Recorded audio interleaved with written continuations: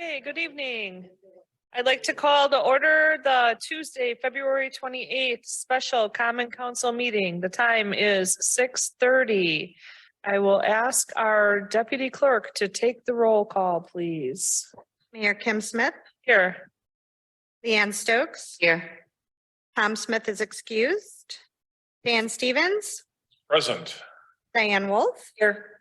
Stephen Knott, Present. and Larry Jurassic. Present. Okay, that is the roll call. Item 2, approval of the minutes from the previous meeting. This would be our council meeting that was held in January. Would someone like to approve the minutes from our previous council meeting? 14. I'll make a motion to approve the minutes from our previous. Would it be February? 14. February 14th, I'm sorry. Oh, the way I worded it's still good. So from our previous meeting. I'll second it. Okay, motion by Alder Knott, seconded by Alder Jurassic to approve the minutes from our previous meeting, which the clerk tells us was February 14th. Is there any other discussion? All those in favor, please say aye. Aye. Those opposed say no. Motion carries unanimously. Item 3, public input. Is there anybody who would like to address the Common Council this evening? Second call for anyone wishing to address the Common Council. Third and final call for anyone wishing to address the Common Council this evening. Public input is now closed, and I will turn to item 4 under the Board of Public Works and Utilities. Item A, approval of the cost increase for the East Avenue Roundabout project.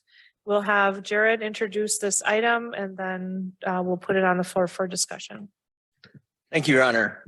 We are here tonight for the East Avenue Roundabout project, which is the state project ID 5991-02-62. I'm just going to read most of the memo that I handed out tonight regarding this subject. The City of Onalaska entered into a state municipal agreement for the reconstruction of the East Avenue Riders Club Road intersection improvements utilizing Federal Highway Safety Improvement Program, HISIP funds. This program is funded at 90% federal, 10% local split based upon the estimated cost at the time of the state municipal agreement. The initial project scoping in May of 2021 based the project at a construction cost of $276,895. And this amount was increased in the second revised agreement in October of 2022 to $327,094. Just before the PS&E, the engineer's estimate for the project prior to bidding was $347,440. And just one thing to note is that that estimate was performed in July of 2022. They had not received any 2023 bid costs yet. So that is a, you're 6 months in advance of when the project is actually bid. With the apparent low bid of $458,466, the state did have 4 bidders on the project. The second bidder was at $10,000 over the first bidder. Third bidder was $23,000, and the fourth bidder was $25,000. So we did see multiple bidders, and the bids were within fairly close amount. With that, our apparent low bid less the water items is $458,466. Our federal funding, which is a capped amount for construction, is $294,384. This leaves a balance of $164,082, which by the state municipal agreement is the city must cover that cost. We did email the state on getting an increase, but once it's into construction or into the bidding process and let for bid, that process is not available anymore. City funding included in the 2023 capital projects was $54,000. This leaves a funding gap of $110,082. Going on the memo, I've listed a variety of items that were over budget, and it's not just one item, it's a variety of items, different trades in there. Some of the higher bid costs in these items can be attributed to no large quantities of any particular bid item, thereby driving up the cost of all bid items. We didn't have any one contractor that could bid the project and have a majority of the items. So that drove up the cost by our general contractors. I'd close with the city has invested in this project by funding the design and the right-of-way acquisition prior to the bidding of the project, utilizing the current bid costs, a 64% federal and 36% city cost share would still be achieved. I would recommend the city move forward with the project as bid by the Wisconsin DOT as rebidding the project or withdrawing from the federally funded project will not lower the city cost for construction of the project. That's just an overview of where we're at with bidding, the cost of the project, and I can either go over Sabrina, we've been discussing with Sabrina on the funding of the project going forward. Okay, Sabrina, why don't you go ahead and do that and then we'll have questions. Thank you, Your Honor. So after discussions with Jared as well as interim city administrator Amanda Jackson, I believe that our best way in regards to funding this would be to use funds out of our equipment replacement fund. At the end of 2022, I was able to transfer $500,000 into equipment replacement.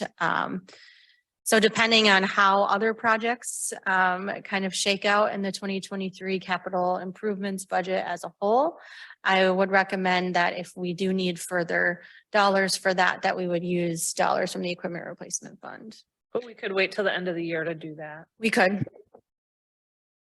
Questions, comments, or if someone wants to make a motion to put it on the floor. Well, I'll make a motion that we pay for the funding gap of $110,082 using the equipment replacement fund. Okay, I have a motion on the floor by Alder Knott. I second. It's been seconded by Alder Stokes. Is there discussion? Alder Stevens. Thank you, Your Honor. So I guess I have a few questions and some comments. When there's a pretty big discrepancy between for us to cover the gap. Are a lot of these increase in cost, was this just a product of the bid at the time was they were bidding lower than they ought to have, or is this like inflation where materials are costing more, or a combination of the both? So that part of it is because the estimated cost was before the 2023 bid costs have started. And as we all know, it's inflation, everything's gone up drastically. In the bid, the asphalt price went up 35% alone.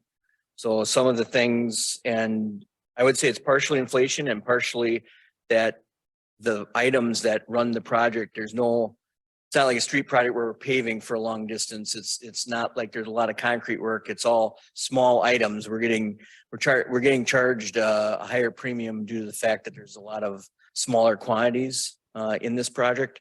Not one controlling quantity would be what I'd describe it. Okay, and then I guess my follow-up thoughts, it's not really a question, but I believe when we approved this, a lot of the appeal was that it was a 90-10 split with federal funds, and that if you can take care of infrastructure projects and only have to pay 10% of the amount, that's good business for City of Unalaska taxpayers. If we're going from 90-10 to 64-36, it seems like that's a little different. And if we were to do nothing and just start to rebid, I mean, could we potentially get back to a 90-10? I do not believe that the contracted prices would change. If we rebid the project, we would not. If we declined to participate and the state rebid the project, we would end up with the same costs, possibly even go up. If we withdrew from the federal funding and we used our design and tried to bid it as a city project, we're still going to pay much more than the $164,082 for the project. And then I'm not sure how I feel about, probably we should go forward with this, but just kind of the cautionary tale that we keep dipping into ARPA funds, and that's not going to be there forever. So that concludes my comments. Alder Jurassic. Yeah, can you verify one thing? On here, it says state and federal. Is that the same funds?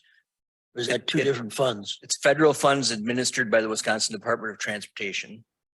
So the Wisconsin DOT bid the project. It was designed to their standards, but they're utilizing federal funds because of the safety money as a federal component. So the state's not actually kicking in funds. It's all coming from federal. Correct. It's coming from the federal government. Correct.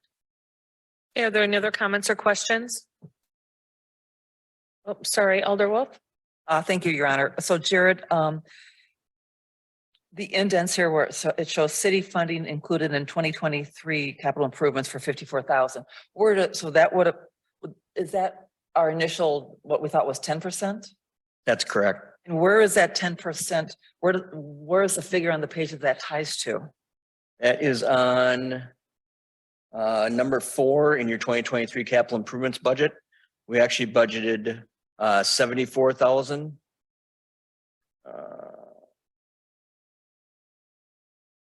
We budgeted 74,000, but of that 15,000 is for water. That leaves 59,000, and we need to have 5,000 toward our 10% of the construction engineering. So we only have 54 toward construction. Thank you. Okay, any other questions or comments? The motion, Just one follow-up question. This was the roundabout at East, was it correct, or was this? Correct. This is East Avenue and Riders Club roundabout, correct? Compact roundabout. for clarification, it doesn't have anything to do with ARPA funds, Yeah. correct? Correct. Oh, Okay, you said that we were gonna pull funds out of, Equipment replacement fund. oh, No. okay. okay, Amanda? The only thing I just wanted to add was, as Jared kind of noted but didn't elaborate on, is that this is utilizing Federal Highway Safety Improvement Program funds. And as he indicated, the reason we're receiving those highway federal funds is because this has been identified as an unsafe intersection. Thank you. Okay, Alder Wolf. One last time, thank you, Your Honor. As disappointed as I am that it's come down to a 60, or it's gone up to a 64-36 split. I know we've talked about it at a city level for quite a long time now, and we've talked about, there's alleged speeding along that route, along East Avenue, and there's problems with stop signs, and we kept putting up bigger and bigger and bigger stop signs, and we painted stop ahead, and it seemed like no matter what we've done through the years, it's helped some, but not all. And there does seem to be a number of accidents up there. And then we've also talked about, because we had the discussions in years past that because it's such a wide road, the wider it is, people feel that they can go faster.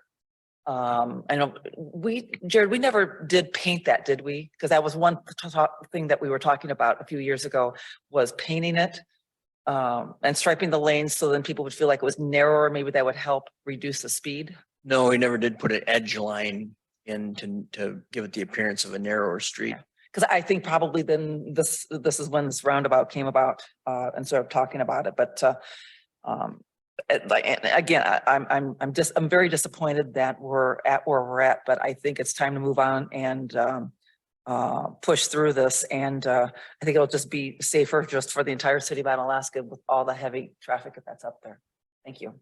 Thank you. I can remember when Ron Lund was the engineer and he was talking about getting a 4-foot stop sign and putting there. And that's what we were all laughing about because we remember this from, And it practically. how many years ago was that? The first time this was on Board of Public Works that I remember was 1999. Yeah, this isn't a new thing that just came up. Okay, so the motion on the floor is to approve with the funding as described. Any other discussion? Larry?